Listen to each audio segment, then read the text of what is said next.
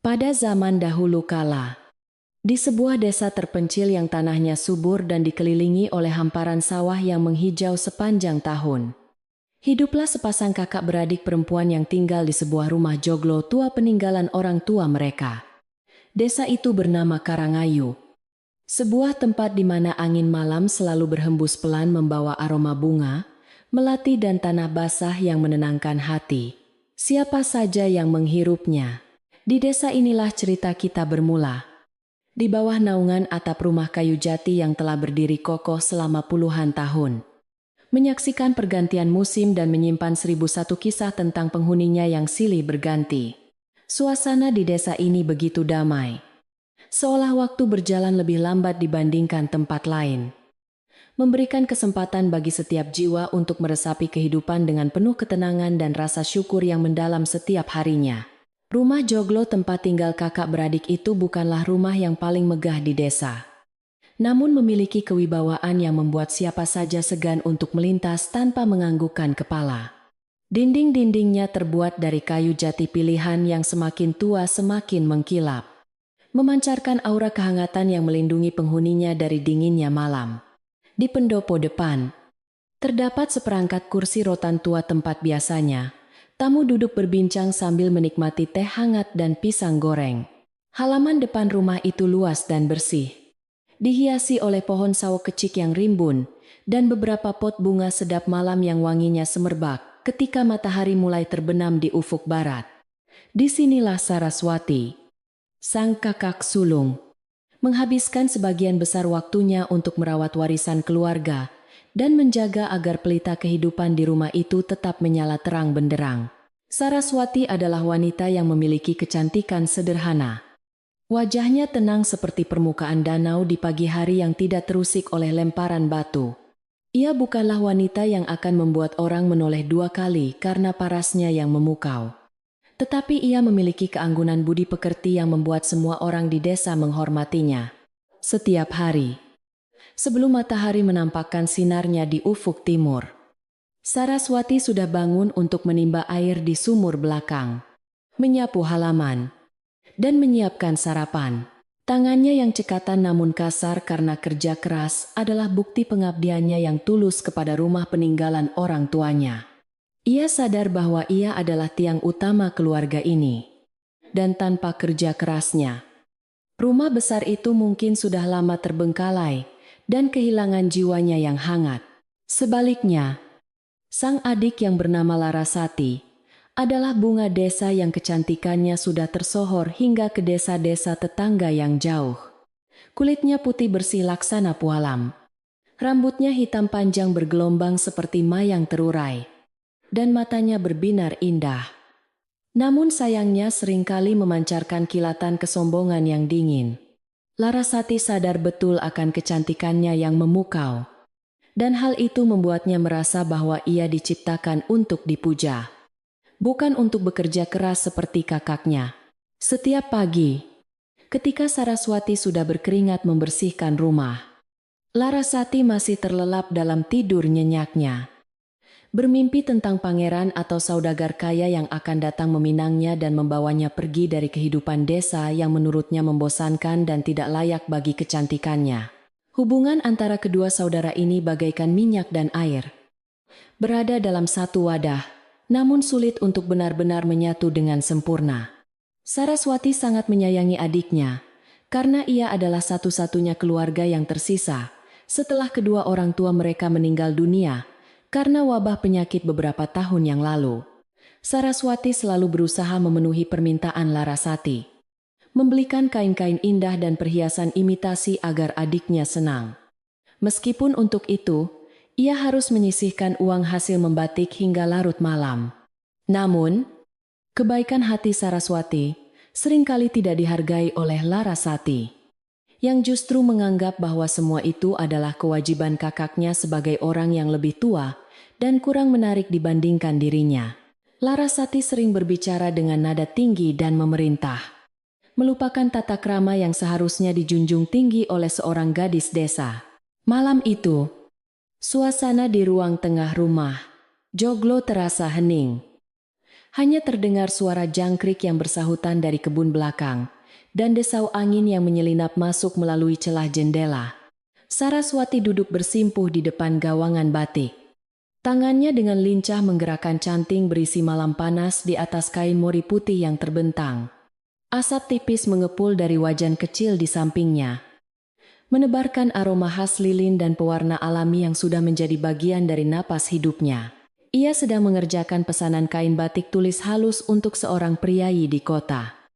Sebuah pekerjaan yang membutuhkan ketelatenan dan kesabaran tingkat tinggi. Matanya yang mulai lelah tetap fokus mengikuti pola yang rumit, menuangkan doa dan harapan di setiap titik malam yang menetes. Berharap hasil penjualannya nanti cukup untuk memperbaiki atap dapur yang mulai bocor. Tiba-tiba, suara langkah kaki yang dihentakkan dengan kesal memecah konsentrasi Saraswati yang sedang khusyuk membatik.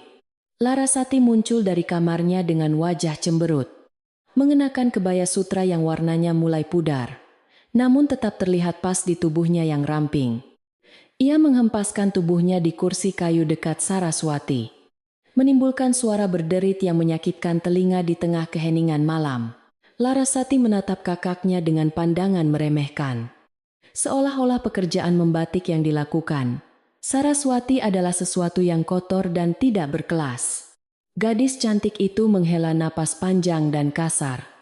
Sengaja ingin menarik perhatian kakaknya agar berhenti bekerja dan mendengarkan keluh kesahnya yang tidak pernah habis. Saraswati meletakkan cantingnya dengan hati-hati di atas wajan kecil agar tidak menetes sembarangan. Lalu menoleh ke arah adiknya dengan senyum lembut yang penuh kesabaran. Ia bertanya dengan suara pelan apa yang membuat adiknya gelisah di malam yang seharusnya damai ini. Larasati langsung menyemburkan keluhannya tentang bosannya hidup di desa, tentang makan malam yang menurutnya kurang lezat, dan tentang keinginannya memiliki perhiasan emas baru untuk dipakai pada acara syukuran panen raya minggu depan. Larasati berkata bahwa ia malu jika harus tampil dengan perhiasan lama di depan teman-temannya. Apalagi ia adalah gadis paling cantik di desa yang selalu menjadi pusat perhatian. Kata-katanya tajam menusuk hati. Namun Saraswati hanya mendengarkan sambil mengelus dada, mencoba memaklumi sifat adiknya yang manja. Kehidupan mereka ditopang oleh usaha batik tulis yang dijalankan Saraswati. Sebuah warisan keterampilan turun-temurun dari nenek moyang mereka. Kain batik buatan Saraswati terkenal halus dan memiliki motif yang hidup. Seolah-olah setiap goresan cantingnya memiliki nyawa. Banyak pedagang dari kota yang datang khusus untuk memesan kain buatan Saraswati. Dan hal inilah yang membuat dapur mereka tetap mengepul.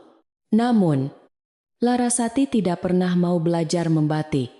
Ia selalu beralasan bahwa asap malam panas akan merusak kulit, halusnya dan bau lilin akan menempel di rambut indahnya. Ia hanya mau menikmati hasil penjualan batik, tanpa mau tahu betapa sulitnya proses pembuatan selembar kain, yang memakan waktu berminggu-minggu, bahkan berbulan-bulan. Di sudut ruangan yang agak gelap, duduklah Mbok Darmi, seorang wanita tua yang telah mengabdi pada keluarga itu sejak Saraswati dan Larasati masih bayi.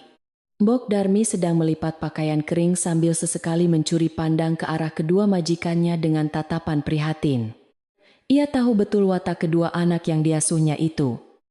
Dan hatinya sering terasa perih melihat ketulusan Saraswati dibalas dengan ketidakpedulian Larasati. Mbok Darmi ingin sekali menegur Larasati. Namun ia sadar posisinya hanyalah seorang pembantu yang tidak berhak mencampuri urusan keluarga terlalu dalam. Meskipun ia sudah dianggap seperti kerabat sendiri oleh Saraswati. Dalam hati, Mbok Darmi berdoa agar Larasati segera sadar sebelum sifat buruknya membawa malapetaka bagi dirinya sendiri. Malam semakin larut, dan lampu minyak di dinding mulai meredup. Kehabisan bahan bakar. Saraswati akhirnya memutuskan untuk menyudahi pekerjaannya, membereskan peralatan membatik, dan memadamkan api di tungku kecil. Ia mengajak Larasati untuk segera tidur, karena besok pagi mereka harus bangun awal untuk pergi ke pasar membeli kebutuhan sehari-hari. Larasati mendengus kesal. Ia paling benci bangun pagi dan pergi ke pasar yang becek dan bau. Namun ia tidak punya pilihan lain, karena ia ingin membeli kain baru untuk bajunya. Dengan langkah malas, Larasati masuk kembali ke kamarnya dan membanting pintu, meninggalkan Saraswati yang menggelengkan kepala pelan, sambil menutup jendela-jendela rumah untuk menjaga keamanan. Di dalam kamarnya yang sederhana namun rapi, Saraswati duduk di tepi tempat tidur, merenungkan nasibnya dan tanggung jawab besar yang dipikulnya. Ia teringat pesan terakhir ibunya sebelum meninggal, yang memintanya untuk selalu menjaga Larasati dan tidak membiarkan rumah ini jatuh ke tangan orang lain. Pesan itu terpatri kuat dalam ingatannya, menjadi pegangan hidup yang membuatnya bertahan menghadapi segala cobaan, termasuk sikap adiknya yang semakin hari semakin sulit dikendalikan. Saraswati menatap langit-langit kamar yang terbuat dari anyaman bambu, membayangkan wajah orang tuanya yang tersenyum, memberinya kekuatan untuk terus melangkah, meski hatinya seringkali merasa lelah dan kesepian. Keesokan harinya, kokok ayam jantan bersahutan menandakan fajar telah menyingsing di ufuk timur, membangunkan desa dari tidur lelapnya. Kabut tipis masih menyelimuti pekarangan rumah Joglo ketika Saraswati sudah sibuk di dapur, menanak nasi dan menggoreng tempe untuk sarapan. Aroma masakan sederhana namun menggugah selera itu memenuhi ruangan. Berbaur dengan udara pagi yang segar, Saraswati bekerja dengan cekatan.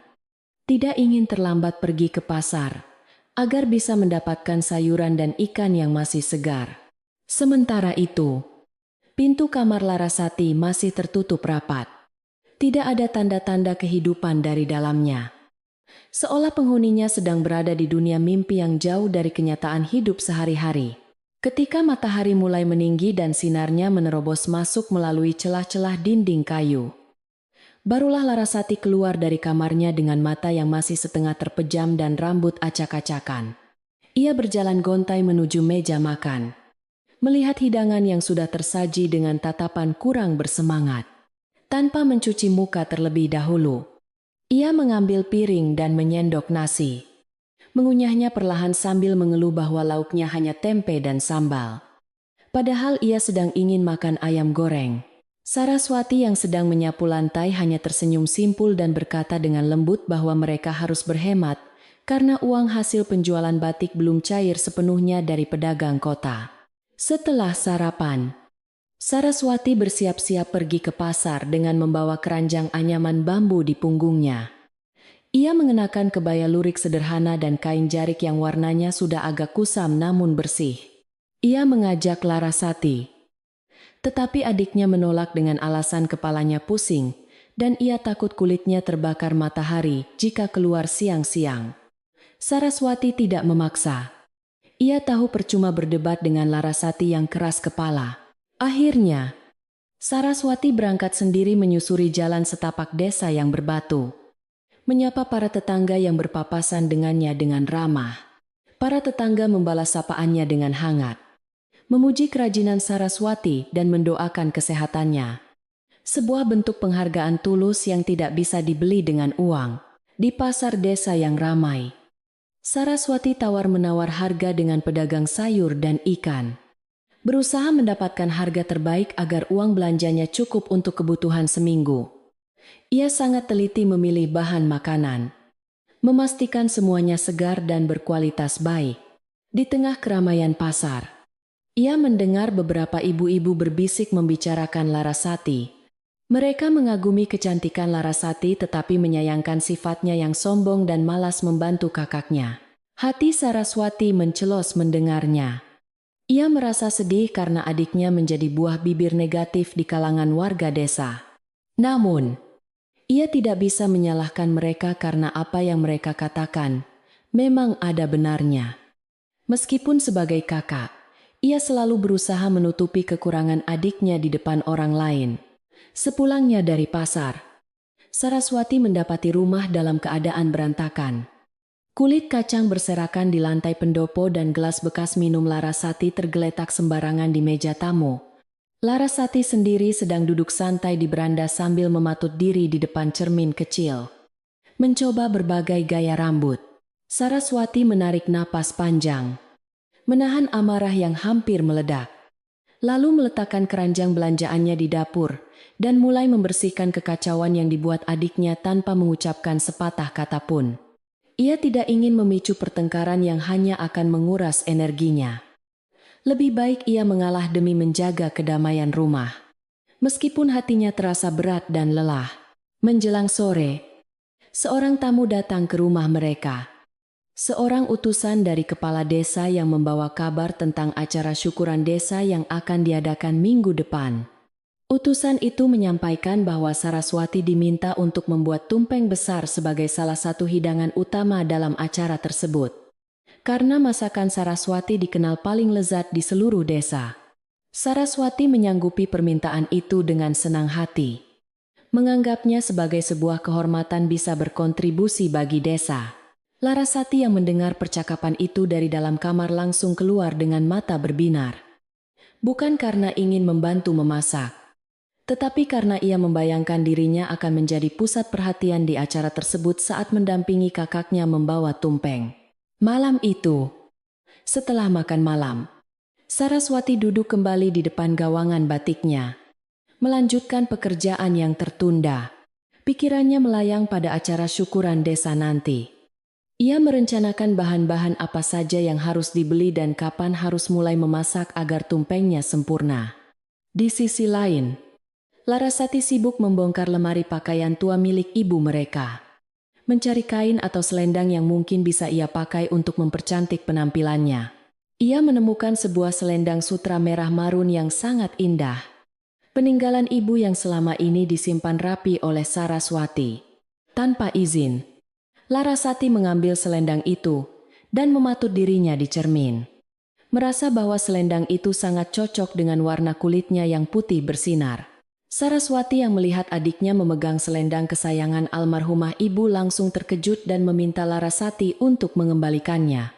Ia menjelaskan bahwa selendang itu adalah barang pusaka yang sangat rapuh dan memiliki nilai kenangan yang tinggi, sehingga tidak boleh dipakai sembarangan. Larasati cemberut dan menolak memberikannya. Ia bersikeras ingin memakainya di acara syukuran desa, karena ia merasa berhak atas barang-barang ibunya juga. Terjadi sedikit ketegangan antara mereka. Suara Saraswati meninggi sedikit, karena khawatir selendang itu rusak. Sementara Larasati menuduh kakaknya pelit dan ingin menguasai semua harta warisan sendirian. Perdebatan itu berakhir dengan Larasati melempar selendang itu ke wajah Saraswati, lalu berlari masuk ke kamarnya sambil menangis. Seolah-olah dia adalah pihak yang tersakiti. Saraswati memungut selendang itu dengan tangan gemetar. Memeriksa apakah ada benang yang terlepas atau kain yang sobek. Ia mendekap selendang itu ke dadanya. Merasakan sisa aroma ibunya yang masih tertinggal samar-samar. Air matanya menetes pelan, membasahi pipi. Ia merasa gagal mendidik adiknya. Merasa bersalah karena tidak bisa membuat Larasati mengerti arti dari menghargai barang peninggalan dan jerih payah orang lain. Malam itu terasa lebih dingin dari biasanya. Menyelimuti hati Saraswati dengan kabut kesedihan yang pekat. Mbok Darmi yang menyaksikan kejadian itu dari dapur hanya bisa mengelus dada. Mulutnya komat-kamit memanjatkan doa agar keluarga ini dilindungi dari mara bahaya dan perpecahan. Ia melihat ada benih kedengkian yang mulai tumbuh subur di hati Larasati. Benih yang jika dibiarkan akan menjadi pohon berduri yang melukai siapa saja di dekatnya. Mbok Darmi berniat untuk bicara dari hati ke hati dengan Saraswati besok pagi. Memberinya peringatan agar lebih waspada terhadap sikap adiknya yang semakin hari semakin tidak terkendali. Namun malam ini, biarlah kesunyian menjadi teman bagi mereka untuk merenungi apa yang telah terjadi. Di bawah atap rumah joglo yang menyimpan 1000 rahasia, angin malam kembali berhembus, menggoyangkan daun-daun pohon mangga di halaman. Menciptakan bayangan-bayangan yang menari di dinding rumah. Saraswati akhirnya memadamkan lampu dan pergi tidur. Namun matanya sulit terpejam.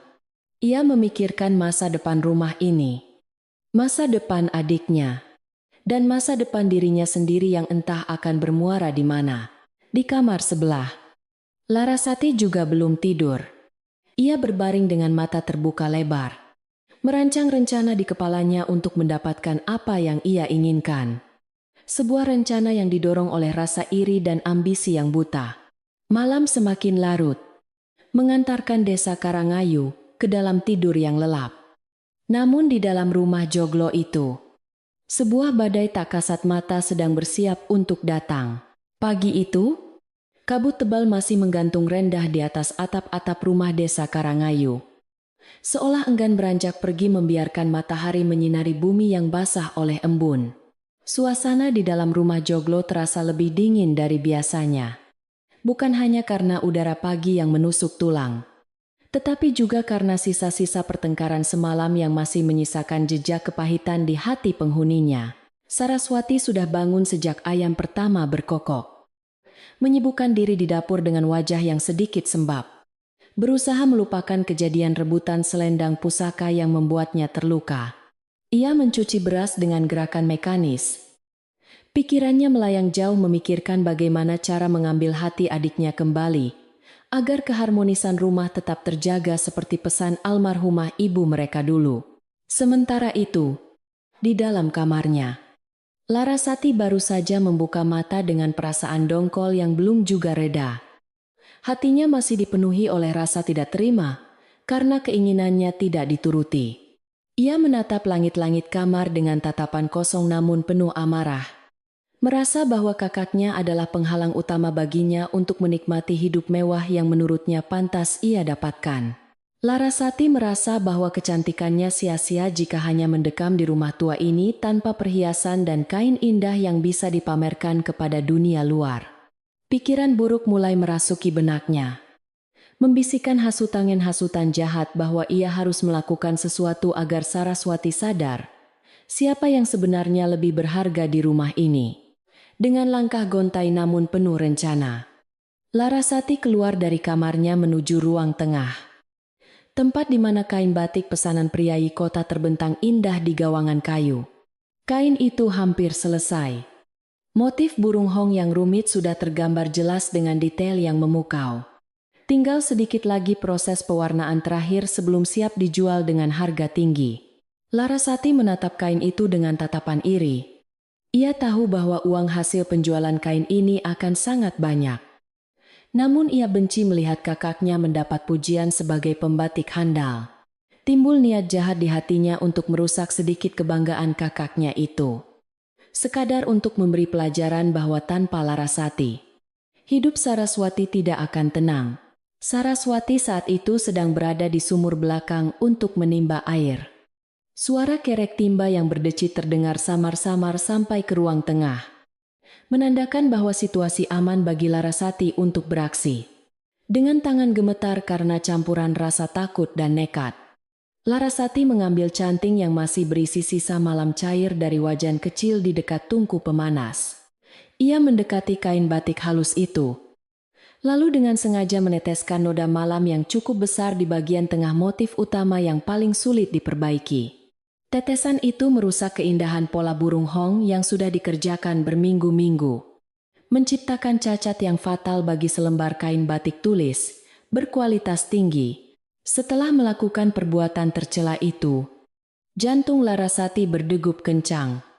Ia segera meletakkan kembali canting ke tempatnya dan berlari kecil kembali ke kamarnya. Berpura-pura, baru bangun tidur. Ia mengatur napasnya di balik pintu. Senyum licik tersungging di bibir merahnya yang indah. Membayangkan wajah panik kakaknya nanti saat menemukan karyanya rusak. Ia merasa puas, seolah beban kekesalannya sedikit terangkat.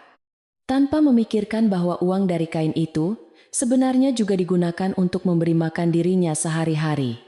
Rasa egois telah menutupi akal sehatnya. Mengubah gadis cantik itu menjadi sosok yang tega. Menyakiti saudara kandungnya sendiri demi kepuasan hati yang sesaat. Tak lama kemudian, Saraswati masuk ke ruang tengah dengan membawa ember berisi air bersih. Berniat untuk melanjutkan membatik sebentar sebelum memasak untuk makan siang. Betapa terkejutnya ia ketika matanya menangkap noda hitam besar yang merusak harmoni motif batik di atas kain putih itu.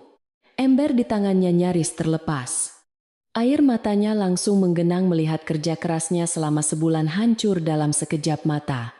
Ia mendekati kain itu dengan tangan gemetar, menyentuh noda malam yang sudah mulai mengeras. mencoba memahami bagaimana hal ini bisa terjadi. Padahal ia yakin sudah meletakkan semuanya dengan aman semalam sebelum tidur. Saraswati memanggil Larasati dengan suara serak menahan tangis. Bertanya apakah adiknya melihat sesuatu atau tidak sengaja menyenggol gawangan batik saat lewat. Larasati keluar kamar sambil menguap lebar. Berakting sangat natural, seolah ia tidak tahu apa-apa, dan justru balik memarahinya. Larasati menuduh kakaknya ceroboh dan selalu mencari kambing hitam atas kesalahannya sendiri. Bahkan ia tega mengatakan mungkin Saraswati sudah pikun atau terlalu lelah sehingga menumpahkannya sendiri tanpa sadar. Mendengar tuduhan itu, Saraswati hanya bisa terdiam dan menyalahkan dirinya sendiri. Ia berpikir mungkin benar ia terlalu lelah hingga melakukan kesalahan fatal yang tidak diingatnya. Hari itu berlalu dengan suasana yang sangat suram. Saraswati berusaha keras memperbaiki kain itu dengan teknik khusus. Mengerik noda malam perlahan-lahan.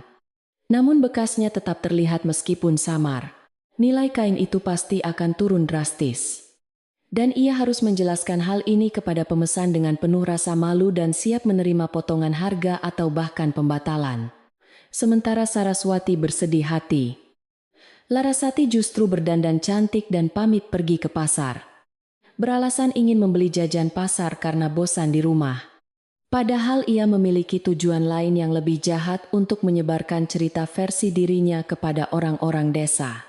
Di pasar yang mulai ramai oleh ibu-ibu yang berbelanja untuk persiapan makan siang. Larasati berjalan dengan anggun menyapa setiap orang dengan senyum manis yang memikat. Ia berhenti di warung jamu, tempat berkumpulnya para wanita untuk bergosip, dan mulai melancarkan lidahnya yang tajam, namun berbisa. Dengan wajah sedih yang dibuat-buat. Ia bercerita bahwa di rumah ia sering dimarahi oleh kakaknya hanya karena masalah sepele. Dan bahwa kakaknya sangat pelit menyembunyikan uang warisan orang tua mereka. Ia mengatakan bahwa Saraswati ingin menguasai rumah dan harta sendirian. Membiarkan adiknya hidup kekurangan dan tidak terawat. Padahal, ia adalah adik satu-satunya yang harus disayangi. Para ibu di warung jamu itu mendengarkan dengan penuh simpati. Mereka terpedaya oleh wajah polos dan air mata buaya yang dikeluarkan Larasati dengan sangat meyakinkan. Mereka mulai berbisik-bisik, menyayangkan sikap Saraswati, yang selama ini dikenal alim dan rajin. Ternyata memiliki hati yang keras terhadap adiknya sendiri. Kabar burung itu menyebar dengan cepat dari mulut ke mulut. Seperti api yang membakar jerami kering di musim kemarau.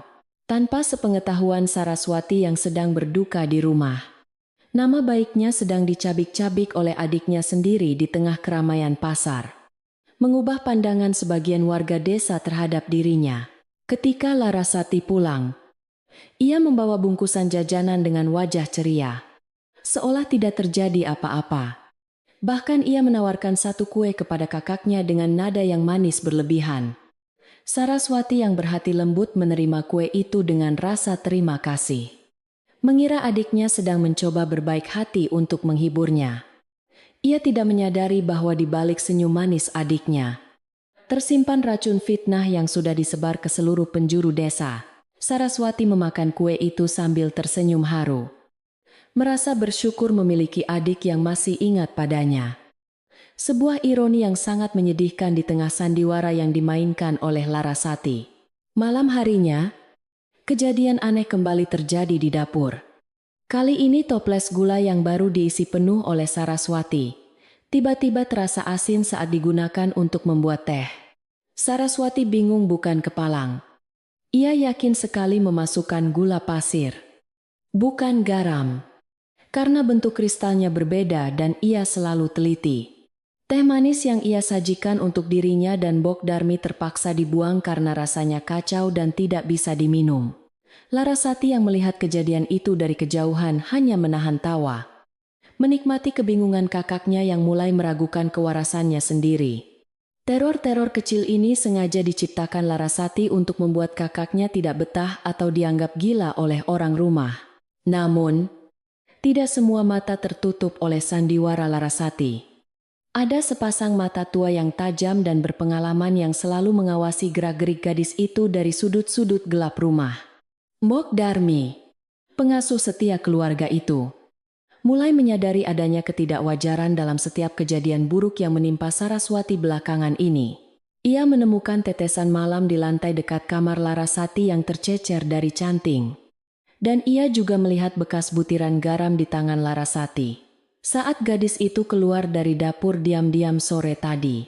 Mbok Darmi tahu bahwa ini bukan sekadar kebetulan atau kecerobohan, melainkan sebuah rencana jahat yang disusun rapi oleh seseorang yang seharusnya menjadi pelindung bagi kakaknya. Saat malam semakin larut dan Larasati sudah masuk ke kamarnya, Mbok Darmi memberanikan diri mendekati Saraswati yang sedang melamun di beranda belakang menatap bulan yang tertutup awan. Dengan suara pelan dan penuh kehati-hatian, Mbok Darmi duduk di lantai dekat kaki majikannya, memijat lembut kaki Saraswati yang lelah seharian bekerja. Ia memulai pembicaraan dengan kiasan, mengatakan bahwa tidak semua bunga yang indah itu harum baunya. Dan terkadang duri yang paling tajam justru tumbuh dari batang yang sama dengan bunga itu. Saraswati mengerutkan kening, mencoba memahami arah pembicaraan pengasuhnya yang biasanya jarang bicara serius seperti ini. Mbok Darmi melanjutkan nasihatnya dengan lebih jelas. Ia meminta Saraswati untuk lebih waspada dan tidak terlalu percaya begitu saja pada keadaan, bahkan kepada orang terdekat sekalipun. Ia berkata, "Duk, hati-hati menjaga rumah. Kadang musuh tidak datang dari gerbang depan, tapi tidur di kamar sebelah." Kata-kata itu begitu menohok, membuat Saraswati tersentak kaget. Namun hati kecilnya menolak untuk mencurigai Larasati. Ia membela adiknya, mengatakan bahwa Larasati masih muda dan mungkin hanya sedang masa puber yang emosinya tidak stabil. Tidak mungkin adiknya tega berbuat jahat kepadanya. Meskipun Saraswati menepis kecurigaan itu, benih keraguan sudah tertanam di hatinya. Berkat peringatan Mbok Darmi, membuatnya mulai berpikir ulang tentang kejadian-kejadian aneh belakangan ini. Mbok Darmi tidak memaksa majikannya untuk percaya saat itu juga. Ia cukup bijak untuk tahu bahwa kebenaran butuh waktu untuk menampakkan wujud aslinya. Ia hanya berpesan agar Saraswati selalu berdoa dan menjaga diri, terutama menjelang acara selamatan desa yang akan datang. Karena ia punya firasat buruk bahwa sesuatu yang besar akan terjadi di sana. Angin malam berhembus kencang, menggoyangkan lampu pelita hingga nyaris padam, seolah mengamini kekhawatiran wanita tua itu. Keesokan harinya, persiapan untuk acara selamatan desa mulai dilakukan. Bahan-bahan untuk membuat tumpeng raksasa sudah mulai dikumpulkan di dapur rumah Joglo. Saraswati, meskipun hatinya sedang gundah, tetap berusaha profesional menyiapkan segalanya dengan sempurna demi menghormati kepercayaan tetua desa. Ia memilah beras terbaik, kelapa yang paling tua untuk santan, dan bumbu-bumbu rempah pilihan yang aromanya semerbak memenuhi seluruh ruangan dapur. Larasati mengamati kesibukan itu dengan tatapan yang sulit diartikan. Kadang ia menawarkan bantuan kecil, namun seringkali ia hanya duduk mengawasi seperti predator yang mengintai mangsanya. Di desa, bisik-bisik tetangga mulai terdengar semakin nyaring. Beberapa orang mulai memandang Saraswati dengan tatapan sinis saat ia lewat. Namun tidak ada yang berani menegur langsung. Mereka termakan omongan Larasati bahwa Saraswati adalah kakak yang kejam, sehingga mereka merasa kasihan pada si adik cantik yang malang. Saraswati merasakan perubahan sikap para tetangga ini. Sapaannya seringkali dibalas dengan anggukan dingin atau senyum terpaksa, membuatnya merasa terasing di kampung halamannya sendiri. Rasa sedih yang mendalam mulai menyelimuti hari-harinya. Namun ia tidak tahu harus mengadu kepada siapa selain kepada Tuhan dalam setiap sujud sholat malamnya. Sementara itu, Larasati semakin berani dalam tindakannya. Ia mulai merencanakan sesuatu yang lebih besar untuk benar-benar menghancurkan reputasi kakaknya di depan seluruh warga desa pada saat acara puncak nanti. Ia berpikir, jika Saraswati gagal menyajikan tumpeng yang lezat, atau jika tumpeng itu bermasalah, maka warga desa akan semakin membenci kakaknya, dan simpati akan beralih sepenuhnya kepadanya.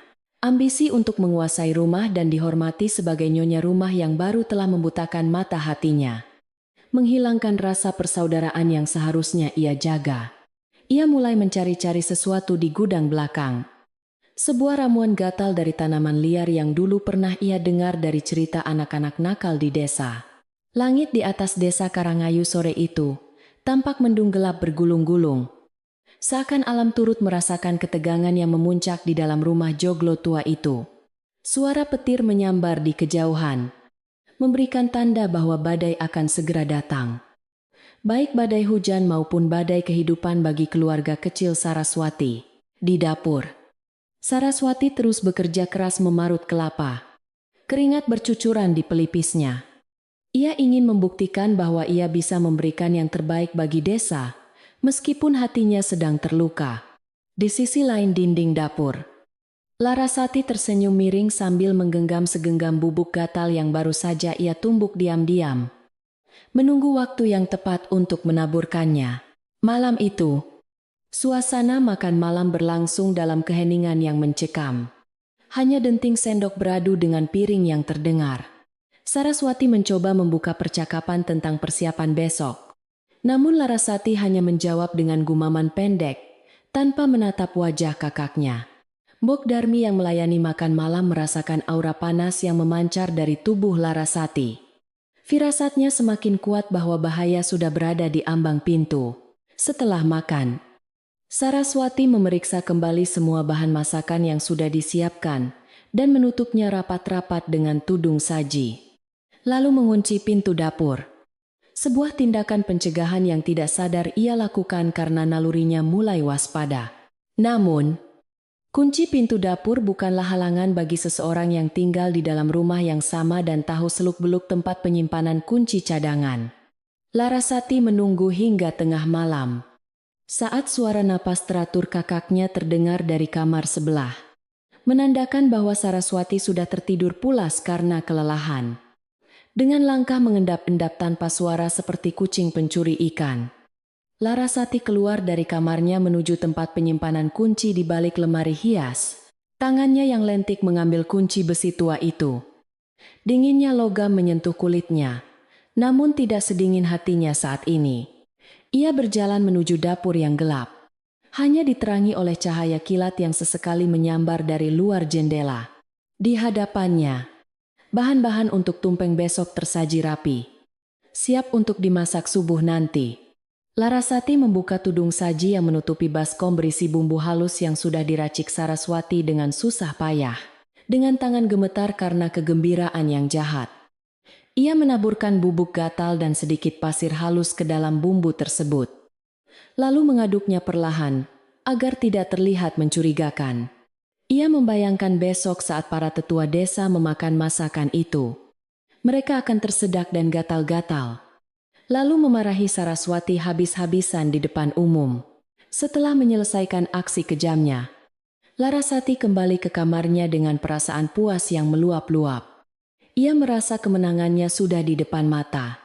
Ia membayangkan dirinya akan tampil sebagai pahlawan yang meminta maaf atas kecerobohan kakaknya. Lalu mengambil alih peran sebagai tuan rumah yang dihormati. Ia menarik selimut menutupi tubuhnya. Tidur dengan senyum kemenangan. Tanpa menyadari bahwa langit tidak buta dan bumi tidak tuli. Setiap perbuatan jahat akan meninggalkan jejak. Dan karma sedang bersiap untuk membalikan keadaan dengan cara yang tidak pernah ia duga sebelumnya. Di luar, hujan mulai turun dengan deras, membasuh atap rumah joglo, seolah ingin membersihkan noda dosa yang baru saja tergores di dalamnya. Hujan deras yang mengguyur desa Karangayu semalam suntuk akhirnya mereda, menyisakan genangan air di halaman rumah joglo dan aroma tanah basah yang begitu pekat menusuk hidung. Kokok ayam jantan terdengar ragu-ragu di kejauhan, seolah enggan menyambut pagi yang diselimuti kabut tebal dan hawa dingin yang menusuk tulang hingga ke sumsum. Saraswati sudah bangun jauh sebelum fajar menyingsing. Matanya masih terasa berat karena kurang tidur. Namun tanggung jawab besar untuk menyiapkan tumpeng syukuran desa memaksanya untuk bangkit melawan rasa lelah. Ia melangkah menuju dapur dengan perasaan yang tidak menentu. Jantungnya berdebar pelan, namun konstan. Seakan memberi isyarat bahwa hari ini bukanlah hari biasa, melainkan hari penentuan yang akan mengubah segalanya. Ketika Saraswati menyalakan lampu minyak di dapur, cahaya temaram menyinari tumpukan bahan makanan yang semalam telah ia siapkan dengan rapi di atas meja kayu. Sekilas semuanya tampak normal. Namun naluri seorang wanita yang telah bertahun-tahun mengurus rumah tangga segera menangkap adanya ketidakberesan yang ganjil. Tudung saji yang semalam ia pastikan tertutup rapat kini posisinya sedikit miring. Dan ada butiran halus seperti pasir yang tercecer di sekitar bibir baskom bumbu. Saraswati mendekat dengan langkah hati-hati. Tangannya gemetar saat menyentuh tutup baskom itu. Seolah ia akan membuka kotak Pandora yang berisi segala keburukan dunia. Firasat buruk yang ditanamkan oleh Mbok Darmi semalam kini tumbuh subur. Mencekik lehernya dengan rasa curiga yang menyakitkan. Ia mengangkat tudung saji itu, dan aroma bumbu yang seharusnya harum semerbak kini bercampur dengan bau asing yang tajam dan sedikit apek. Bau yang tidak seharusnya ada dalam masakan lezat. Saraswati mengambil sendok kecil, menyendok sedikit bumbu halus yang tampak lebih kasar dari biasanya. Lalu mengamatinya di bawah cahaya lampu yang bergoyang tertiup angin. Matanya terbelalak ketika melihat butiran-butiran kecil berwarna kecoklatan yang bukan berasal dari kemiri atau ketumbar, melainkan serbuk gatal dari tanaman rawe yang biasa tumbuh liar di pinggir hutan. Dadanya sesak seketika. Ia mengenali bubuk itu karena waktu kecil pernah terkena getahnya dan rasanya panas luar biasa. Bayangkan jika itu masuk ke dalam perut para tetua desa. Saraswati mundur selangkah. Punggungnya menabrak dinding dapur yang dingin. Air mata kecewa menetes, tanpa bisa dibendung membasahi pipinya yang pucat. Ia tidak perlu bertanya siapa pelakunya, karena hanya ada satu orang di rumah ini yang memiliki akses dan motif untuk melakukan perbuatan sekeji itu. Hatinya hancur berkeping-keping menyadari bahwa adiknya sendiri, darah dagingnya, tega meracuni makanan yang akan disuguhkan kepada orang banyak, hanya demi menjatuhkan nama baiknya. Rasa sakit dikhianati oleh saudara kandung jauh lebih perih daripada luka fisik manapun. Membuat lutut Saraswati lemas hingga ia nyaris terduduk di lantai tanah yang dingin. Namun, ia sadar bahwa ia tidak boleh larut dalam kesedihan. Waktu terus berjalan dan acara syukuran tidak bisa ditunda. Di tengah keputusasaan itu, sosok Mbok Darmi muncul di ambang pintu dapur. Wajah tuanya tampak keruh, seolah ia sudah menduga apa yang terjadi. Tanpa banyak bicara, wanita tua itu menghampiri Saraswati, melihat isi baskom, lalu mengelus punggung majikannya dengan lembut, namun penuh kekuatan. Mbok Darmi berbisik bahwa menangis tidak akan menyelesaikan masalah dan membiarkan kejahatan menang bukanlah sifat wanita keturunan keluarga terhormat ini. Kata-kata pengasuh setianya itu bagaikan air sejuk yang menyiram api kemarahan dan kesedihan di hati Saraswati, membangkitkan kembali semangat juangnya yang sempat padam. Ia menghapus air matanya dengan ujung kebaya, menarik napas panjang, dan membulatkan tekad untuk tidak membiarkan rencana jahat Larasati berhasil menghancurkan acara desa. Saraswati segera bertindak cepat. Ia membuang seluruh bumbu yang telah tercemar itu ke dalam lubang pembuangan di belakang rumah, memastikan tidak ada sisa yang tertinggal. Untungnya, sebagai juru masak yang berpengalaman, ia selalu memiliki persediaan bumbu cadangan yang ia simpan di lemari, gantung yang letaknya tinggi dan sulit dijangkau. Dengan cekatan, ia mulai meracik bumbu baru dari awal. Tangannya bergerak lincah mengupas bawang, menumbuk kunyit, dan memarut kelapa seolah-olah sedang berlomba dengan waktu. Keringat bercucuran di dahinya. Namun ia tidak peduli. Fokusnya hanya satu, menyajikan tumpeng terbaik yang bersih dan halal bagi para tetangga dan tetua desa yang menghormati keluarganya. Sementara Saraswati berjibaku di dapur dengan sisa tenaga yang ada. Matahari mulai menampakkan sinarnya, mengusir kabut pagi yang menyelimuti desa Karangayu. Di kamar sebelah, Larasati baru saja menggeliat bangun dengan senyum kemenangan tersungging di bibirnya, membayangkan kekacauan yang akan terjadi nanti siang. Ia bangun dengan santai, mandi lebih lama dari biasanya, dan mematut diri di depan cermin. Memilih kebaya terbaiknya yang berwarna merah menyala, agar menjadi pusat perhatian. Ia ingin tampil kontras dengan kakaknya yang pasti akan terlihat lusuh dan berantakan setelah dimarahi oleh warga desa karena masakannya yang beracun. Larasati bersenandung kecil. Hatinya berbunga-bunga merayakan kemenangan yang sebenarnya masih semu di angan-angannya. Ketika Larasati keluar dari kamar dengan dandanan menor yang mencolok, ia berjalan menuju dapur dengan gaya dibuat-buat. Berpura-pura ingin memeriksa apakah kakaknya butuh bantuan. Ia melihat Saraswati sedang menanak nasi kuning yang aromanya harum menguar ke seluruh ruangan. Asap mengepul dari dandang besar di atas tungku. Larasati tersenyum sinis, mengira bahwa bumbu yang digunakan adalah bumbu racikannya semalam. Tanpa menyadari bahwa kakaknya telah menggantinya dengan yang baru, ia bertanya dengan nada manis yang menyakitkan telinga. Apakah semuanya berjalan lancar dan apakah tumpengnya akan seenak biasanya? Saraswati menjawab singkat tanpa menoleh. Tentu saja, Dik. Kebenaran akan selalu terasa nikmat. Sebuah kalimat bermakna ganda yang tidak dipahami oleh Larasati. Bok Darmi yang sedang membungkus nasi dengan daun pisang di sudut dapur hanya diam mengamati tingkah pola Larasati dengan tatapan tajam. Ia melihat betapa gadis itu sangat percaya diri dengan kejahatannya. Bahkan sesekali, Larasati mencicipi kerupuk yang sudah digoreng sambil memberi komentar-komentar yang meremehkan. Bok Darmi ingin sekali menampar mulut gadis itu. Namun ia menahan diri karena tahu Saraswati sudah memiliki rencana sendiri untuk menghadapi adiknya. Ia kagum pada ketenangan majikannya. Saraswati tidak meledak-ledak marah, melainkan menyimpan semuanya dalam diam seperti gunung berapi yang siap meletus pada waktunya nanti. Ketabahan Saraswati adalah warisan leluhur yang tidak dimiliki oleh Larasati yang berjiwa kerdil. Waktu bergulir cepat. Matahari sudah meninggi dan suara kentongan bambu dari balai desa mulai terdengar, menandakan warga harus segera berkumpul untuk acara syukuran. Saraswati telah selesai menata tumpeng nasi kuning yang megah di atas tampah besar, dihiasi dengan lauk pauk yang menggugah selera dan hiasan daun pisang yang artistik. Tumpeng itu tampak sempurna. Kuning keemasan bersinar ditimpa cahaya matahari, simbol kemakmuran dan rasa syukur yang tulus. Larasati menatap tumpeng itu dengan perasaan campur aduk, antara kagum pada keindahannya dan tidak sabar, menunggu kejutan rasa gatal yang ia kira tersembunyi di balik kelezatan itu. Ia menawarkan diri untuk membawa keranjang berisi lauk pauk pendamping. Ingin terlihat berjasa di depan orang banyak. Perjalanan menuju balai desa atau pendopo terasa sangat panjang bagi Saraswati. Langkah kakinya berat namun mantap, menapaki jalan berbatu. Ia berjalan di depan sambil memanggul tampah tumpeng di kepalanya dengan anggun.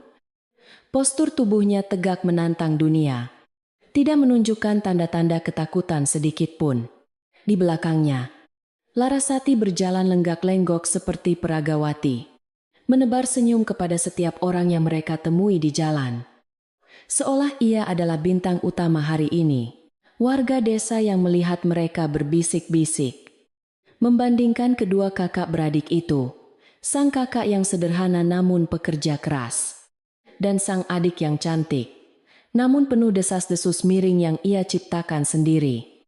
Sesampainya di pendopo desa, suasana sudah ramai oleh para bapak-bapak yang duduk bersila di atas tikar pandan, mengenakan baju batik dan blangkon. Pak RT dan Pak Lurah duduk di bagian paling depan, menyambut kedatangan Saraswati dengan senyum ramah dan anggukan hormat. Mereka tahu bahwa masakan Saraswati adalah jaminan mutu, selalu lezat dan tidak pernah mengecewakan dalam setiap acara desa. Larasati yang melihat sambutan hangat itu merasa panas hati.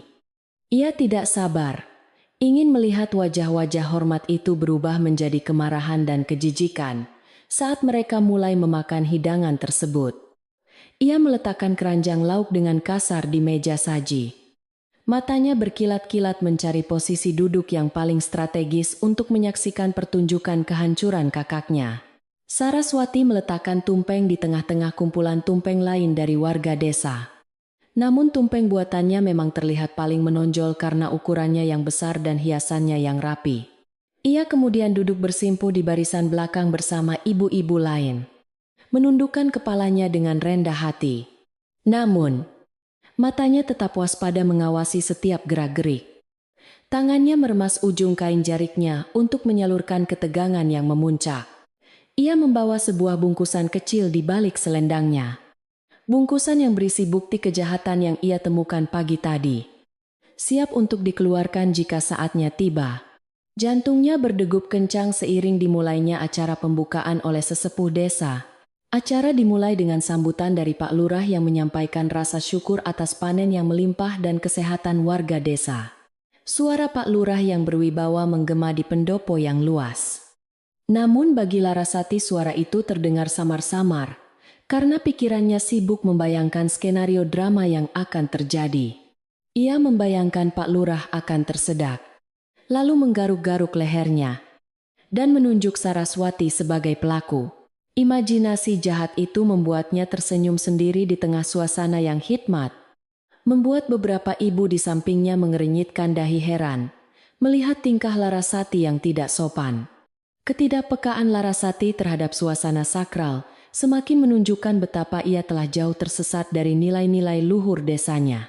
Setelah sambutan selesai, tibalah saatnya pembacaan doa bersama yang dipimpin oleh Kiai Desa. Semua orang menundukkan kepala dan mengangkat tangan dengan khusyuk. Suasana hening dan syahdu.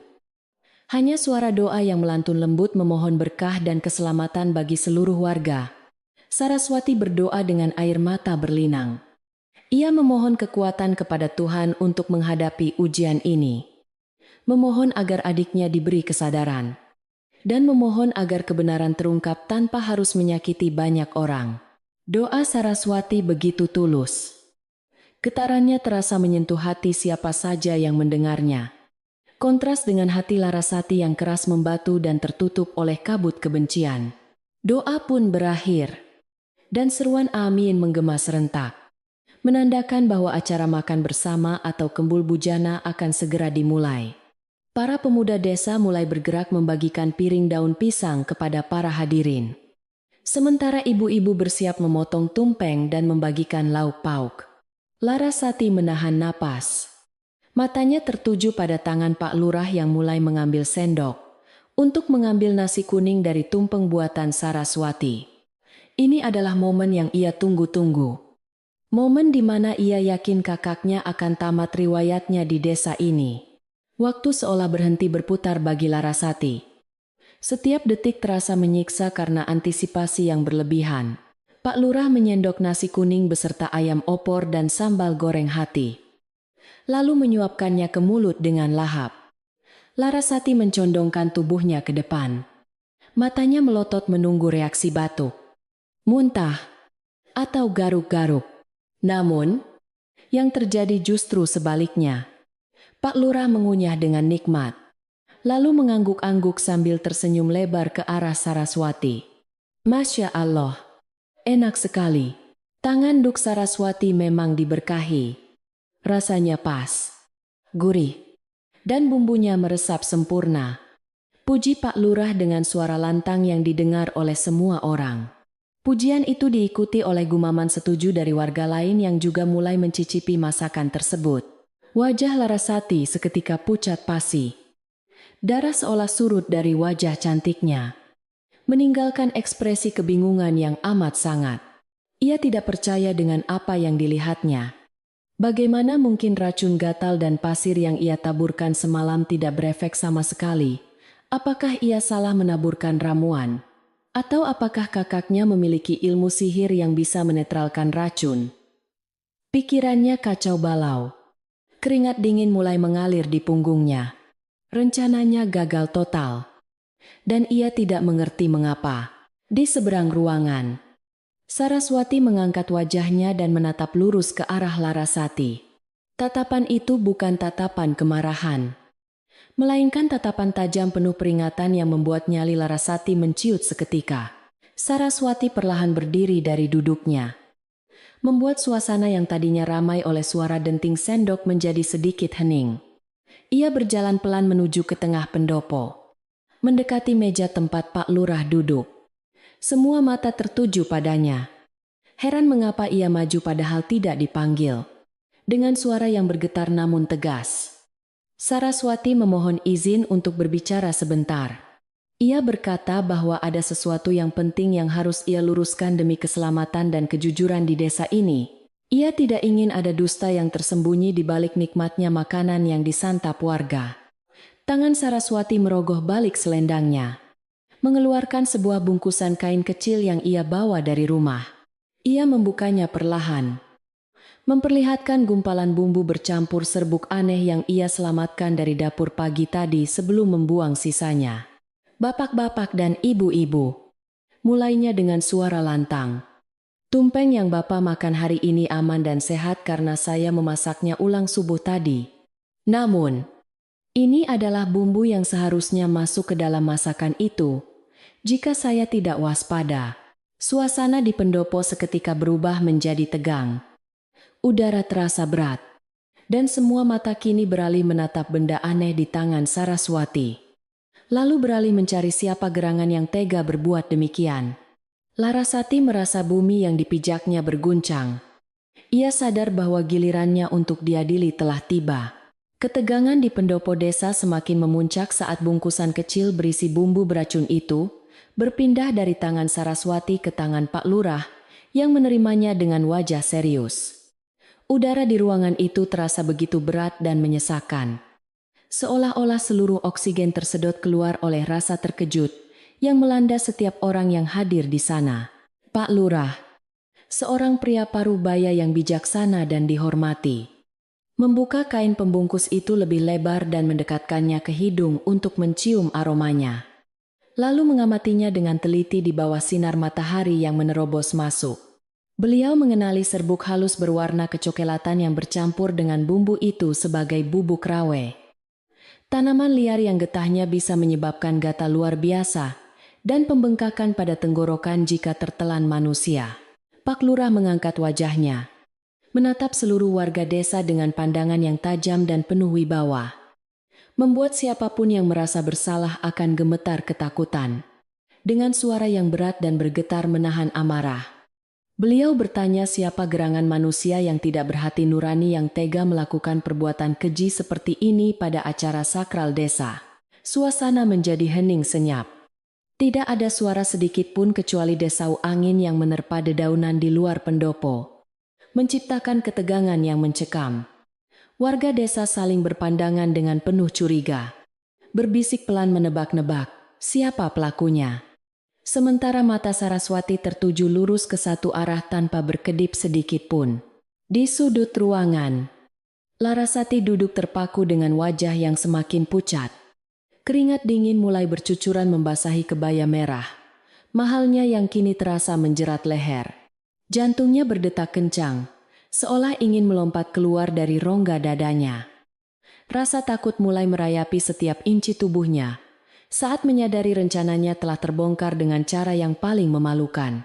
Namun, bukan hanya rasa takut yang ia rasakan. Tiba-tiba, kedua telapak tangannya terasa panas dan gatal yang luar biasa.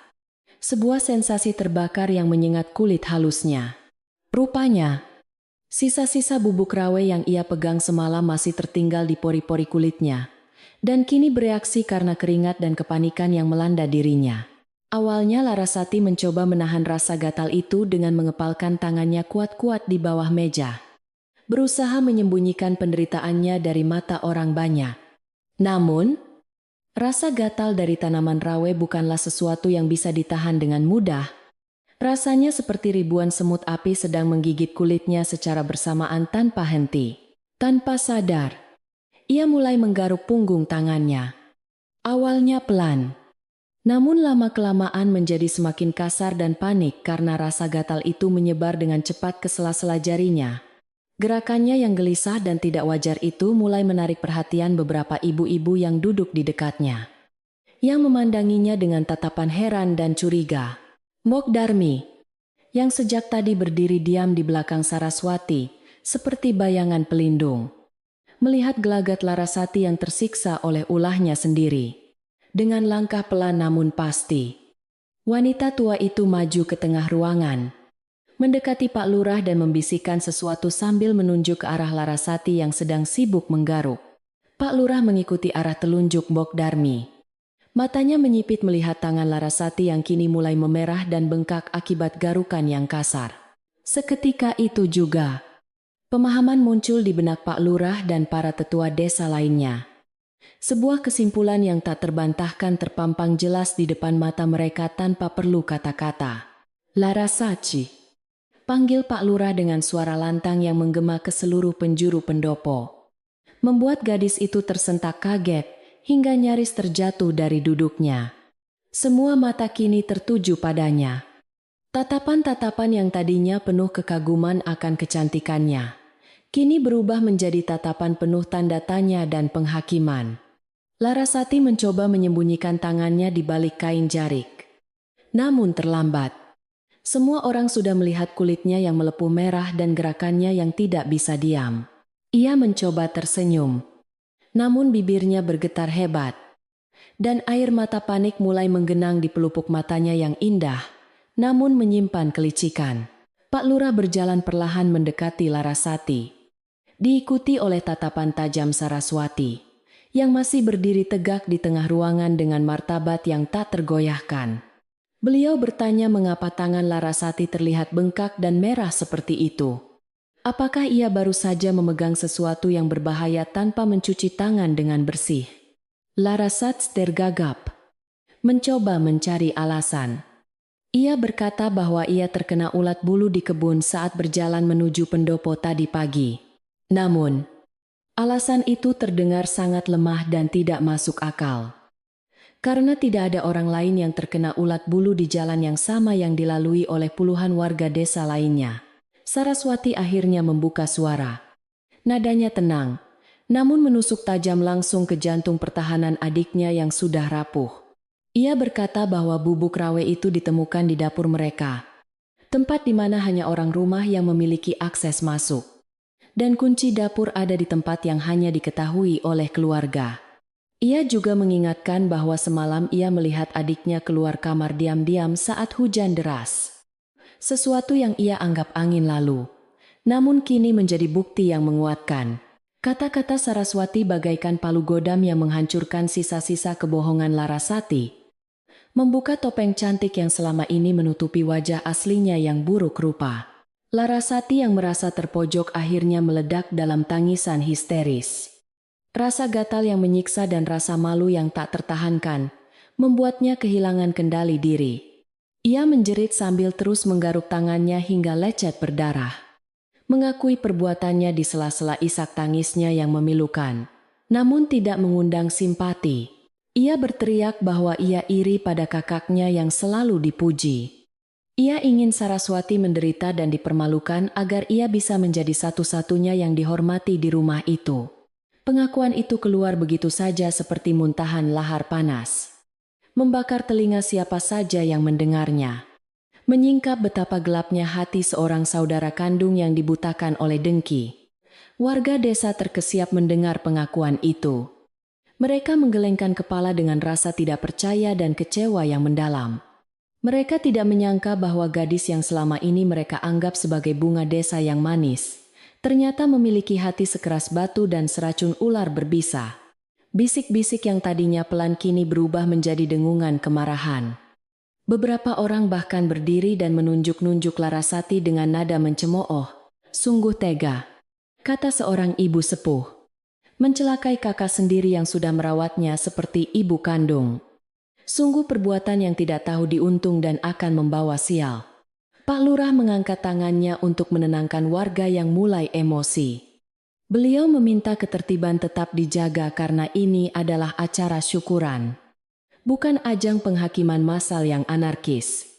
Beliau menatap Larasati dengan pandangan yang menyiratkan rasa kasihan sekaligus ketegasan seorang pemimpin yang harus menegakkan keadilan. Pak Lurah berkata bahwa perbuatan Larasati tidak bisa dibiarkan begitu saja karena hampir membahayakan nyawa banyak orang, terutama para sesepuh desa. Hukuman sosial harus ditegakkan agar menjadi pelajaran bagi siapa saja yang berniat merusak kerukunan dan kedamaian di Desa Karangayu yang menjunjung tinggi nilai persaudaraan. Keputusan pun diambil oleh para tetua desa, setelah berunding sejenak dengan Saraswati yang meskipun terluka hatinya, tetap tidak ingin adiknya dihukum secara fisik atau dipenjara. Disepakati bahwa Larasati harus meninggalkan rumah Joglo untuk sementara waktu dan tinggal di pesantren milik kerabat jauh di desa seberang gunung untuk belajar agama dan tata krama. Ia harus dipisahkan dari kemewahan dan kenyamanan yang selama ini membuatnya manja dan lupa diri, agar ia bisa merenungi kesalahannya dalam kesunyian dan kerja keras. Larasati yang mendengar keputusan itu hanya bisa tertunduk lesu. Tangisannya mereda menjadi isakan pelan. Pasrah menerima nasib yang ia ukir sendiri dengan tangannya yang kini penuh luka. Saraswati mendekati adiknya, mengambil segelas air dingin dari meja, dan menyiramkannya perlahan ke tangan Larasati untuk sedikit meredakan rasa gatal dan panas yang menyiksa. Tindakan itu begitu sederhana, namun syarat makna, menunjukkan bahwa meskipun ia telah disakiti sedemikian rupa, kasih sayangnya sebagai seorang kakak tidak pernah luntur sepenuhnya. Ia berbisik di telinga Larasati. "Pergilah, Nuk. Bersihkan hatimu seperti kamu membersihkan tanganmu ini. Rumah ini akan selalu ada, tapi hanya untuk mereka yang berhati bersih." Larasati tidak berani menatap mata kakaknya. Rasa malu yang ia rasakan jauh lebih menyakitkan daripada rasa gatal di kulitnya. Acara syukuran kemudian dilanjutkan dengan suasana yang sedikit canggung, namun lebih lega karena duri dalam daging telah dicabut. Warga desa kembali menyantap hidangan tumpeng buatan Saraswati dengan perasaan aman dan penuh penghargaan, memuji ketabahan wanita itu yang luar biasa. Mereka memberikan dukungan moral kepada Saraswati, menepuk bahunya dan mendoakan agar ia diberi kekuatan menghadapi cobaan hidup ini. Saraswati tersenyum tipis, mengucapkan terima kasih dengan tulus. Meskipun di dalam hatinya masih ada ruang kosong yang terasa nyeri karena kehilangan sosok adik yang dulu pernah ia gendong dan ia sayang.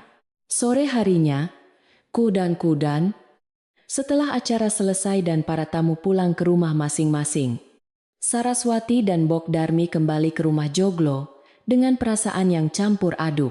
Rumah itu terasa lebih sunyi dari biasanya, namun udaranya terasa lebih ringan, seolah beban berat yang selama ini menggantung di atap-atapnya telah terangkat pergi.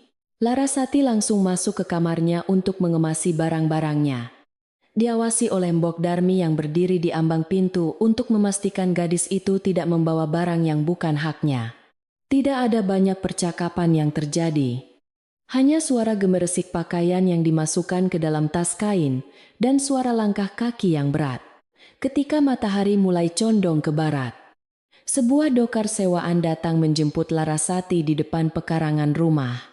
Gadis itu keluar dengan membawa tas besar. Matanya sembab dan wajahnya tertunduk. Tidak ada lagi keangkuhan yang biasa terpancar dari dirinya. Ia menyalami tangan Saraswati dengan kaku. Tidak ada kata maaf yang terucap. Namun dari gemetar tangannya, Saraswati tahu bahwa adiknya sedang hancur lebur di dalam. Saraswati melepaskan kepergian adiknya dengan pandangan nanar. Melihat dokar itu perlahan menjauh meninggalkan debu di jalanan desa, membawa serta sumber masalah yang selama ini menggerogoti kebahagiaan rumah mereka. Setelah dokar itu hilang di tikungan jalan, Saraswati masuk kembali ke dalam rumah dan duduk di kursi rotan di pendopo, membiarkan tubuhnya yang lelah tenggelam dalam keheningan sore. Ia memandang sekeliling ruang tamu yang kini terasa sangat luas tanpa kehadiran Larasati dan segala drama yang dibuatnya. Bok Darmi datang membawakan teh hangat dan pisang rebus. Duduk di lantai di dekat kakinya tanpa diminta. Mereka berdua diam 1000 bahasa, menikmati momen ketenangan yang sudah lama tidak mereka rasakan. Sebuah kedamaian yang mahal harganya, namun sepadan dengan perjuangan yang telah dilalui. Warga desa yang lewat di depan rumah sesekali menengok ke dalam, memberikan senyum hormat kepada Saraswati yang duduk termenung. Beberapa tetangga dekat datang membawa hantaran kue sebagai tanda simpati, Mereka membantu menyapu halaman dan merapikan sisa-sisa kekacauan emosional yang terjadi hari itu. Kehadiran mereka menghangatkan hati Saraswati, menyadarkannya bahwa ia tidak sendirian di dunia ini, bahwa kebaikan yang ia tanam selama ini telah membuahkan hasil berupa persaudaraan yang tulus dengan para tetangga. Rumah joglo itu mungkin kehilangan satu penghuninya, namun ia mendapatkan kembali kehormatan dan kedamaiannya yang sempat hilang. Saraswati bangkit dari duduknya, mengambil sapu lidi, dan mulai menyapu halaman depan dengan gerakan perlahan dan meditatif. Setiap ayunan sapu seolah membuang sisa-sisa energi negatif yang tertinggal, membersihkan jejak-jejak kedengkian yang pernah menginjak tanah leluhurnya. Angin sore berhembus sepoi-sepoi, menggoyangkan daun pohon sawo kecil, menciptakan irama alam yang menenangkan jiwa. Matahari perlahan turun ke peraduannya, melukis langit dengan warna jingga keemasan yang indah, menandakan berakhirnya hari yang panjang dan melelahkan, serta menyambut datangnya malam yang menjanjikan istirahat yang tenang. Di dalam rumah, Mbok Darmi mulai menyalakan lampu-lampu minyak di setiap sudut ruangan, mengusir bayangan gelap yang mencoba bersembunyi. Cahaya lampu yang kuning hangat memantul di dinding kayu jati yang mengkilap, menciptakan suasana yang homey dan damai. Aroma teh melati yang diseduh menguar harum, memenuhi ruangan dengan kenyamanan yang sederhana. Saraswati masuk ke dalam, menutup pintu depan dengan hati-hati, dan mengunci palang pintu kayu yang tebal. Bunyi klek dari kunci pintu itu terdengar seperti musik di telinganya. Sebuah tanda bahwa benteng pertahanannya kini aman dan tertutup rapat dari gangguan luar. Malam itu, tidak ada lagi suara bantingan pintu atau keluhan manja yang memekakkan telinga. Tidak ada lagi rasa was-was akan adanya sabotase atau fitnah. Kan biar Tries, hanya ada suara jangkrik yang bernyanyi riang di kebun belakang dan detak jam dinding tua yang berirama konstan. Saraswati mengambil air wudhu, membasuh wajahnya yang lelah dengan air dingin yang menyegarkan, lalu menggelar sajadah untuk menunaikan sholat Isya. Dalam sujudnya yang panjang, ia menumpahkan segala rasa syukur dan permohonan ampun, menyerahkan nasib adiknya kepada Tuhan yang maha membolak-balikkan hati manusia. Selesai sholat, Saraswati merasa hatinya begitu lapang, seolah batu besar yang menghimpit dadanya telah hancur menjadi debu. Ia melipat mukenanya dengan rapi, lalu berjalan menuju dapur untuk menyiapkan makan malam sederhana bagi dirinya dan Mbok Darmi. Ia memasak sayur bening bayam dan menggoreng tahu, masakan yang sangat sederhana, namun terasa paling nikmat sedunia karena dimasak dengan hati yang tenang. Mereka makan berdua di meja dapur kecil, berbagi cerita ringan tentang masa lalu yang indah, melupakan sejenak kejadian pahit yang baru saja berlalu. Tawa kecil sesekali terdengar, menghidupkan kembali suasana rumah yang sempat mati suri. Sebelum tidur, Saraswati memeriksa kembali seluruh jendela dan pintu. Sebuah kebiasaan lama yang kini ia lakukan dengan perasaan yang berbeda. Jika dulu ia memeriksa karena takut akan ancaman dari dalam, kini ia memeriksa untuk menjaga kedamaian yang telah kembali bertahta di dalam rumahnya. Ia membelai dinding kayu rumah joglo itu dengan penuh kasih sayang, berbisik pelan seolah berbicara kepada roh leluhurnya, berjanji akan terus menjaga warisan ini dengan segenap jiwanya.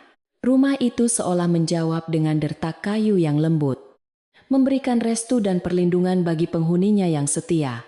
Malam pertama tanpa kehadiran Larasati di rumah joglo tua itu berlalu dengan ketenangan yang hampir terasa asing bagi Saraswati dan Mbok Darmi. Sebuah keheningan yang bukan kosong melainkan penuh dengan rasa lega yang mendalam. Biasanya, setiap malam selalu diwarnai oleh suara pintu yang dibanting, keluhan tentang makanan yang kurang enak, atau tuntutan manja yang menguras emosi dan tenaga. Namun kini, rumah besar itu kembali menemukan jiwanya yang hilang. Suara angin yang bergesekan dengan dinding kayu terdengar seperti nyanyian pengantar tidur yang merdu. Bukan lagi saksi bisu pertengkaran.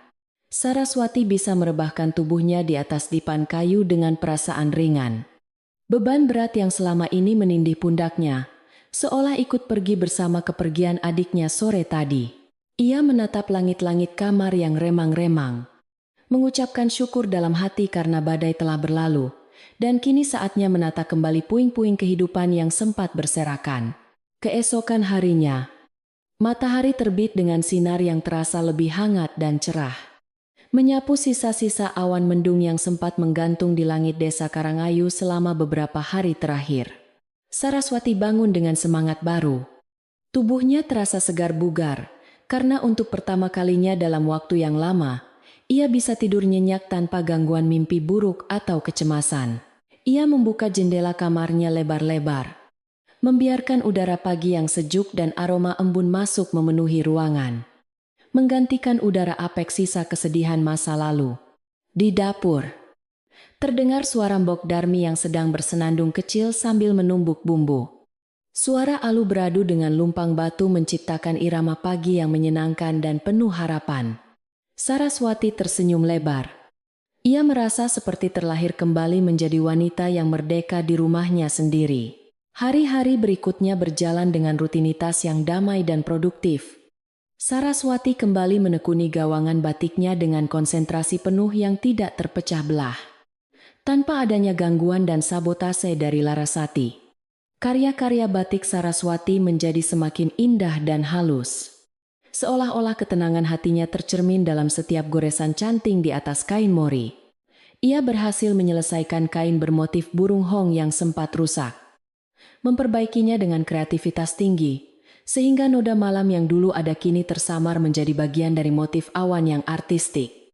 Ketika pedagang dari kota datang untuk mengambil pesanan, mereka terkesima melihat keindahan kain tersebut dan membayarnya dengan harga lebih tinggi dari kesepakatan awal sebagai bentuk apresiasi.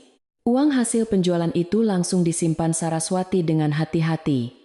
Direncanakan untuk memperbaiki atap dapur yang bocor dan menabung untuk masa depan. Kabar tentang kepergian Larasati ke pesantren di desa seberang gunung menyebar dengan cepat di kalangan warga desa. Namun kali ini tidak ada lagi nada sinis atau fitnah yang menyertainya. Warga desa justru merasa hormat kepada Saraswati yang mampu mengambil keputusan tegas, namun tetap manusiawi demi mendidik adiknya yang sudah salah jalan. Mereka mulai sering berkunjung ke rumah Joglo, bukan untuk bergosip mencari keburukan, melainkan untuk bersilaturahmi dan membeli batik atau sekadar mengobrol santai di pendopo. Saraswati menyambut mereka dengan tangan terbuka dan hidangan sederhana seperti pisang goreng dan teh hangat, menciptakan kembali suasana kekeluargaan yang sempat renggang. Rumah Joglo itu kembali menjadi pusat kehangatan di desa, tempat di mana nilai-nilai persaudaraan dijunjung tinggi. Suatu sore, datanglah sepucuk surat dari kerabat yang mengasuh Larasati, dibawa oleh seorang kurir yang kebetulan lewat desa tersebut. Tangan Saraswati sedikit gemetar saat menerima amplop koklat itu. Hatinya berdebar kencang antara rasa rindu dan kekhawatiran akan kabar adiknya. Ia duduk di kursi rotan di beranda, membuka surat itu perlahan, dan membacanya dengan seksama di bawah cahaya matahari sore yang keemasan. Dalam surat itu, kerabatnya menceritakan bahwa Larasati awalnya sering menangis dan menolak bekerja. Namun perlahan-lahan mulai melunak karena lingkungan pesantren yang disiplin, namun penuh kasih sayang. Larasati kini mulai belajar bangun subuh, mencuci bajunya sendiri, dan membantu memasak di dapur umum. Hal-hal yang dulu sangat ia anti. Membaca kabar tersebut, air mata haru menetes di pipi Saraswati. Ia merasa lega karena adiknya berada di tempat yang tepat untuk memperbaiki diri. Ia tidak menyimpan dendam sedikit pun. Yang ada hanyalah harapan agar Larasati bisa tumbuh menjadi wanita yang tangguh dan berbudi pekerti luhur, bukan hanya mengandalkan kecantikan fisik semata. Saraswati kemudian memanggil Mbok Darmi dan membacakan isi surat itu, membuat wanita tua itu ikut menangis bahagia, sambil mengucap syukur berkali-kali. Mbok Darmi berkata bahwa mungkin ini adalah jalan Tuhan untuk menyelamatkan Larasati dari sifat buruknya sendiri. Dan suatu saat nanti ia akan berterima kasih kepada kakaknya atas pelajaran berharga ini. Mereka berdua berpelukan, merasakan ikatan batin yang kuat sebagai keluarga yang saling mendukung dalam suka dan duka. sebagai bentuk kasih sayang yang tak putus. Saraswati menyiapkan sebuah paket hantaran untuk dikirimkan kepada Larasati melalui kurir yang akan kembali ke sana minggu depan. Ia memasukkan beberapa potong kain batik tulis bermotif sederhana namun elegan buatannya sendiri, serta toples berisi kue kering, kesukaan Larasati, dan sebotol sambal terasi racikan Bok Darmi yang sangat dirindukan adiknya. Di dalam paket itu, Saraswati juga menyelipkan sepucuk surat balasan yang isinya pendek namun penuh makna. Ia menuliskan bahwa rumah selalu terbuka bagi mereka yang sudah bersih hati dan pikirannya. Ia tidak menuliskan kata-kata penghakiman atau nasihat yang menggurui. Hanya doa dan dukungan agar Larasati kuat menjalani proses pendewasaan di sana. Bulan berganti bulan, dan musim panen raya pun tiba di desa Karangayu, mengubah hamparan sawah menjadi lautan emas yang bergoyang ditiup angin. Saraswati ikut sibuk membantu tetangga menjemur padi di halaman rumahnya yang luas. Sinar matahari yang terik tidak menyurutkan semangatnya untuk berbaur dengan warga.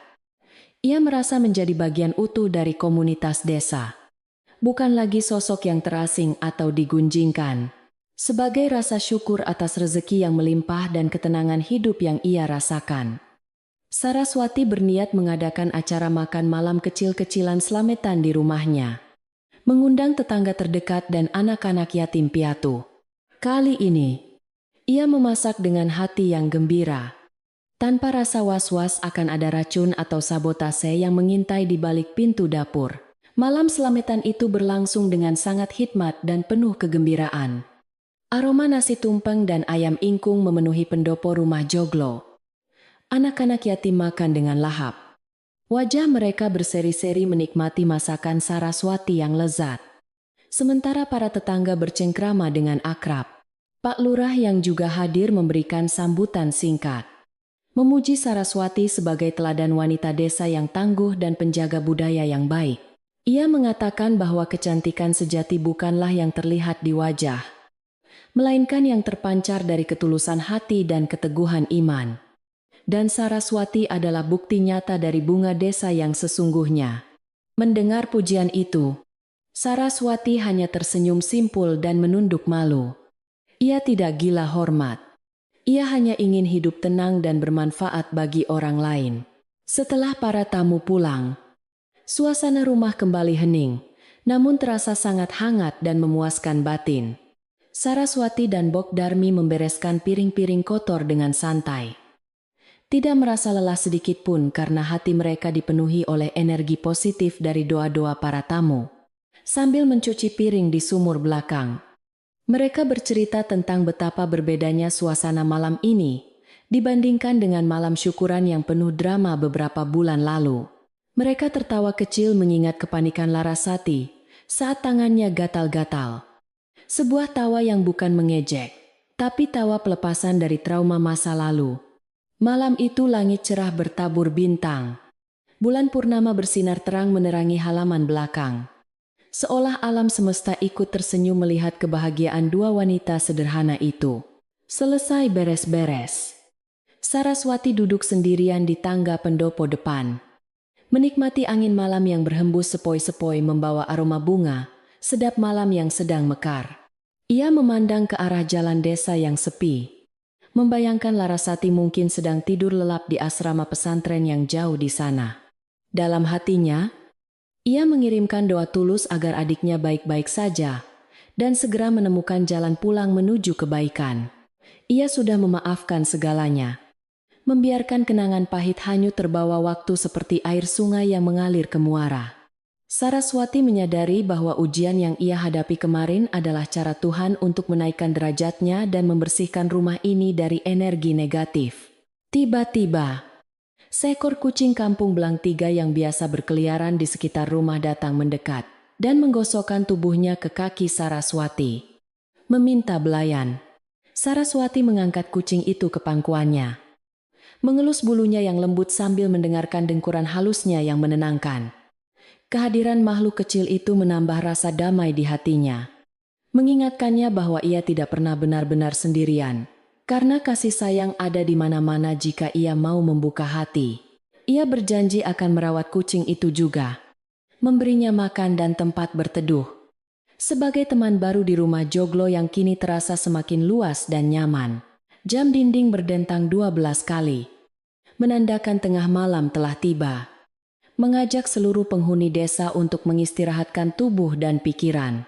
Saraswati menurunkan kucing itu perlahan. Lalu bangkit berdiri untuk menutup pintu utama rumah Joglo. Ia memegang gagang pintu kayu jati yang kokoh itu. Merasakan serat-serat kayu yang telah menjadi saksi bisu perjalanan hidup keluarganya dari generasi ke generasi. Dengan perlahan, ia mendorong pintu hingga tertutup rapat. Lalu memasang palang kayu besar sebagai pengunci. Bunyi gesekan kayu yang berat terdengar mantap, memberikan rasa aman yang absolut bagi siapa saja yang berada di dalamnya. Sebuah benteng perlindungan yang tak tertembus oleh niat jahat. Saraswati mematikan lampu minyak di ruang tengah, menyisakan satu lampu kecil yang menyala redup di sudut ruangan sebagai penerang jalan. Bayangan-bayangan benda di dalam rumah tampak lembut dan bersahabat. Kursi-kursi rotan, lemari hias, dan gawangan batik, semuanya tampak beristirahat dalam diam. Ia berjalan menuju kamarnya, melewati kamar Mbok Darmi yang pintunya sedikit terbuka. Terdengar suara napas teratur wanita tua itu yang sudah tertidur pulas. Saraswati tersenyum, bersyukur bahwa pengasuh setianya itu bisa menikmati masa tuanya dengan tenang, tanpa harus pusing memikirkan konflik keluarga majikannya lagi. Di dalam kamarnya yang nyaman, Saraswati mengganti pakaiannya dengan baju tidur yang longgar dan bersih. Lalu duduk sejenak di tepi tempat tidur, untuk menyisir rambutnya yang panjang. Gerakan menyisir itu ia lakukan dengan ritme yang pelan. Setiap tarikan sisir seolah melepaskan sisa-sisa kepenatan hari itu. Ia melihat pantulan wajahnya di cermin. Wajah yang mungkin tidak secantik Larasati secara fisik, namun memancarkan ketenangan dan kedewasaan yang anggun. Ia bersyukur atas apa yang ia miliki. Wajah ini adalah warisan orang tuanya yang harus ia syukuri dan ia rawat dengan baik. Ia meletakkan sisir di meja rias, lalu memadamkan lampu kamar, membiarkan cahaya bulan dari celah jendela menjadi satu-satunya penerang. Saraswati merebahkan tubuhnya di atas kasur kapuk yang empuk, menarik selimut batik bermotif parang yang hangat hingga menutupi dada. Aroma kapuk dan kain batik yang khas menyelimuti indera penciumannya. Aroma rumah, aroma kenangan, aroma kedamaian. Ia memejamkan mata, mendengarkan suara jangkrik dan katak yang bersahutan di luar sana membentuk orkestra alam yang harmonis. Pikirannya perlahan mulai melayang menuju alam mimpi, meninggalkan segala urusan duniawi yang sementara. Tidak ada lagi kekhawatiran tentang hari esok, karena ia tahu ia mampu menghadapinya dengan kekuatan doa dan kerja keras. Dalam ambang tidurnya, Saraswati teringat sebuah pepatah lama yang sering diucapkan ibunya Gusti Allah Mboten Sare. Tuhan tidak pernah tidur. Kebaikan sekecil apapun akan dicatat, dan kejahatan sekecil apapun akan diperhitungkan. Ia telah melihat bukti nyata dari pepatah itu dalam hidupnya sendiri.